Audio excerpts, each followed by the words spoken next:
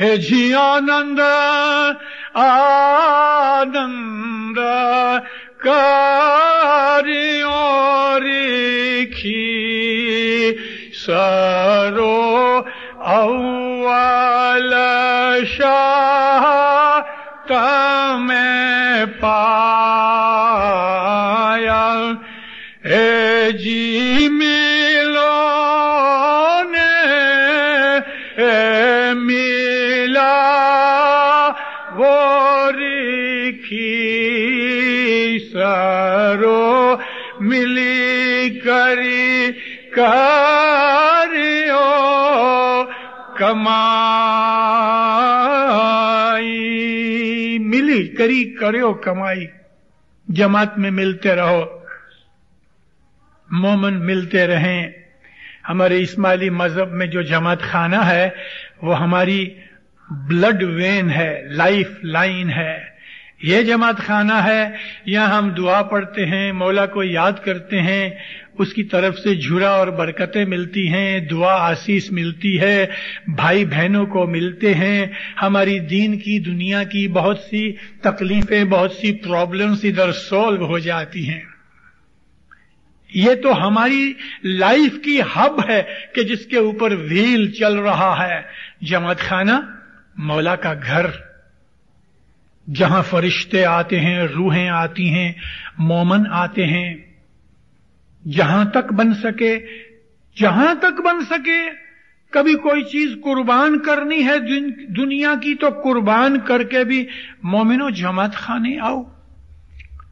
पीरों ने कहा है कि एक एक कदम जो तुम जमात खाने की तरफ उठाओगे तो एक एक कदम के ऊपर 1 करोड़ मजलिसों का सवाब मिलेगा। संस्कृत जबान के अंदर मजलिस को यज्ञ कहते हैं। डगले डगले करोड़ यज्ञ नु पुन, एक एक कदम के ऊपर तुमको 1 करोड़ मजलिसें बनाने का सवाब मिलता। रसूल अकरम एक दफा वाज फरमाते थे तो आपने मस्जिद में आके नमाज पढ़ने की बाबत में फरमाया कि जो घर पे नमाज पढ़ता है उसको 1 सवाब मिलता है, और अगर मस्जिद में आके नमाज पढ़े तो उसको 27 गुना ज्यादा सवाब मिलता है। और इसके अलावा उसका हर कदम जो मस्जिद की तरफ उठता है, हुजूर ने फरमाया उसको 1 हज का सवाब मिलता है। 1 हज का सवाब मिलता है। मौलाना इमाम सुल्तान मोहम्मद शाह सल्लल्लाहु अलैहि फरमाते हैं, मेरे सामने जो 1 कदम चल के आता है, मैं 20 कदम उसको लेने के लिए जाता हूं। 20 कदम लेने के लिए जाता हूं। जमात खाना जहां इमाम खुद बैठा है। दीनदारों, आप में कभी कोई ऐसा होगा कि जिसने जमात खाने के अंदर हाजिर इमाम को जाहिर में देखा हो? है? इस आपके शिकागो के जमात खाने के अंदर मौलाना हजरत इमाम का जाहिरी दीदार किया हो? है वो बातूनी दीदार? शाबाश, मुबारक। लेकिन सब कोई क्यों न कर सके और इमाम का दीदार मिलता है। इमाम की फरमान में है कि तुम्हें हमारा दीदार चाहिए, सुबह की दुआ के बाद तुम 2 तस्बीहां सलवात की निकालो और नियत करो तुमको सुबह जमात खाने में मेरा दीदार होगा। सुबह जो नूर का वक्त है, दुआ पढ़ लो, उसके बाद जितनी हमारी तस्बीहां हैं वो भी दुआ का एक भाग है, हिस्सा है। फिर जमात खड़ी होती है नियाज पीने के लिए, दुआ कराने के लिए। मौलाना इमाम सुल्तान मोहम्मद शाह ने एक दफा फरमान फरमाया कि तुम्हें जो मेरा दीदार चाहिए तो सुबह जमात खाने के अंदर दुआ पढ़ने के लिए आओ, तुम्हें मेरा दीदार होगा। और अगर तुम्हारी कोई मुश्किल है तो इंशाल्लाह वो मुश्किल दूर हो जाएगी। सुबह की दुआ के बाद 2 तस्बीहां सलवात की पढ़ो। एक आदमी अपना جس وقت اس نے یہ فرمان مکھ مبارک سے سنا، میرا پرسنل دوست تھا، گزر گیا ابھی، اور مشہور آدمی ہے، میں ابھی اس کا نام نہیں دیتا، وہ بامبے کے یہ جماعت خانے میں بیٹھا تھا، مکھی میگھ جی مورجی کا وہ کلارک تھا۔ میگھ جی مکھی گزر چکے تھے، 1932 میں مکھی میگھ جی مورجی گزر گئے، وہ بامبے کے چیف جماعت خانے کے درخانے کے مکھی تھے، اور جس آدمی کا میں ذکر کرتا ہوں یہ ان کا کلارک تھا، اور میگھ جی مکھی کی جو بلڈنگیں تھیں ان کا کرایہ اگرانے کے لیے یہ کام سونپا ہوا تھا اس کو۔ گھر میں 7-8 ممبر تھے، ماں تھی، میاں بیوی، 40 روپے پگار تھی، بہت ہاتھ تنگ تھا۔ جب امام نے یہ فرمان فرمایا اس کے دل کو بڑی راحت ہو گئی، بہت راحت ہوئی۔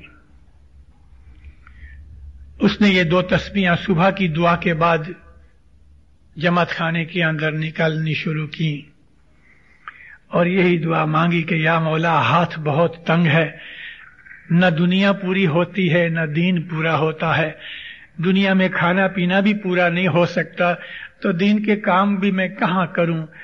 تو نے فرمان کیا ہے یا مولا، یہ میری نیت ہے، میرا ہاتھ کشادہ کر۔ اور مولا تو سب کی سنتا ہے، زبان سے بولنے کی بات نہیں، آپ کبھی دل میں نیت کرتے ہیں تو اس کو اسی وقت ٹیلی فون پہنچ جاتا ہے۔ لیکن ایک بات یاد رکھنا، مولا آپ کا نوکر نہیں ہے کہ جیسے ہی آپ نے حکم کیا تو فوراً اسی وقت عمل کرے۔ مولا کو نوکر نہیں سمجھنا۔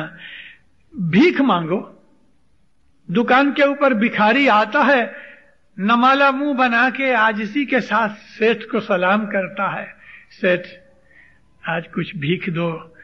سیٹھ کی مرضی ہے، سیٹھ نے سن لیا ہے، سیٹھ نے دیکھ لیا ہے، سیٹھ کی مرضی آوے تو پیسہ دھیلا 1 سینٹ دے دے وے، مرضی آوے $10-20 دے دے وے، مرضی آوے گلے کی چین اتار کے دے دے وے، مرضی آوے تو کہے آج نہیں کل آنا۔ سیٹھ کی مرضی ہے، لیکن خدا کو نوکر مت سمجھو۔ یا مولا میں نے ایسا کیا ہے، ایسا ہونا چاہیے، یا مولا میرا یہ کام کر دے۔ نوکر کے طور پہ حکم مت کرو، بھکاری کے طور پہ عاجزی کرو اس کے حضور میں۔ اور عاجزی جیسی ہوتی ہے نا، دل کی بھی عاجزی ہوئے، آپ کی شکل بھی بدل جائے، عجز و انکساری کا ہاؤ بھاؤ منہ کے اوپر آ جائے، جیسے ایک کرودھی، ایک غصے والا، ایک ڈاکو کی طرح آدمی، اس کا چہرہ کیسا بھیانک ہوتا ہے، ڈریڈ فل ہوتا ہے نا؟ ایسا ہی ایک نمر آدمی، ایک حلیم آدمی، ایک عاجز آدمی، اس کا چہرہ بھی ایسا ہی ہوتا ہے کہ جس میں حلیمی نظر آتی ہوئے۔ چہرے میں فرق ہے۔ بعض آدمی جب غصے ہوتے ہیں تو ان کی آنکھیں بدل جاتی ہیں، نتنے پھول جاتے ہیں، منہ لال ہو جاتا ہے۔ جو خوشی ہوتے ہیں تو آنکھیں لمبی ہو جاتی ہیں، بند ہونے لگتی ہیں، منہ پھیل جاتا ہے۔ یہ ہماری فزیونومی ہے انسان کی، اس کے شکل میں سے اس کے دل کی بھاونا پتہ لگتی ہے۔ خدا کے حضور کے اندر بھی آپ اپنی اس فزیونومی کو اندر بھی اور باہر بھی ظاہر کرو۔ سر جھکاؤ جتنا نیچے تک جا سکتے۔ میرے جیسے آدمی کا پیٹ بڑا ہے، کبھی زمین تک ناک نہیں پہنچتی، لیکن جو دبلے ہیں ناک پہنچتی ہے تو ارے پیشانی اور ناک زمین تک رگڑو، جتنا نیچے جا سکتے ہو سجدہ نیچے کرو۔ دعا کرانی ہے تو جھک جاؤ، 2 ہاتھ جوڑو، اپنے آپ کو حلیم سمجھو، عجز و انکساری ظاہر کرو۔ اس طرح سے جب آپ کرو گے تو خدا تعالیٰ اس چیز کو دیکھتا ہے، کبھی نہ کبھی اس کو رحم آ جائے گا۔ یاد رکھو وہ سنتا ہے، فوراً سنتا ہے، لیکن قبول کرنا نہ کرنا اس کے اوپر ہے۔ وہ اسی وقت آپ کی عرضی مان لے وے، یا آپ کو 2 دن کے بعد کہے کہ دوں گا، یا 10 دن کے بعد دوں گا، یا 1 برس کے بعد دوں گا، یہ اس کے اوپر ہے، یہ اس کے اوپر ہے۔